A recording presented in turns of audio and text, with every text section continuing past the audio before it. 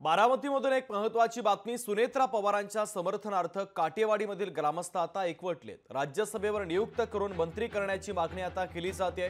उपमुख्यमंत्री अजित पवारांच्या मूळ गावी काटेवाडीत ग्रामस्थांच्या वतीने सुनेत्रा पवार यांना राज्यसभेवर नियुक्त करून मंत्री करण्याची सरपंच आणि ग्रामस्थांनी एकमताने मागणी केलेली आहे। सुनेत्रा पवार यांना राज्यसभेवर घेतल्यास बारामती आणि पुण्यातील कार्यकर्त्यांना बळ मिळून काम करण्याची ऊर्जा मिळेल अशी मागणी देखील ग्रामस्थांनी केलेली आहे।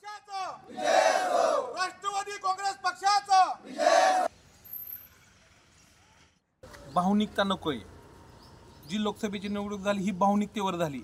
आम्हाला काटेवाडीकरांना विकास पाहिजे, तालुक्याला विकास पाहिजे, म्हणून आम्हाला काटेवाडीकरांचं असं म्हणणं आहे, गावाचं असं म्हणणं आहे की वहिनी साहेबांना राज्यसभेवर घेऊन त्यांना केंद्रात मंत्रिपद द्यावं, ही अशी आमची सर्व गावकऱ्यांची एक विनंती आहे पक्षाकडे। लोकशाही मराठी ऐका, पहा, जागरूक रहा।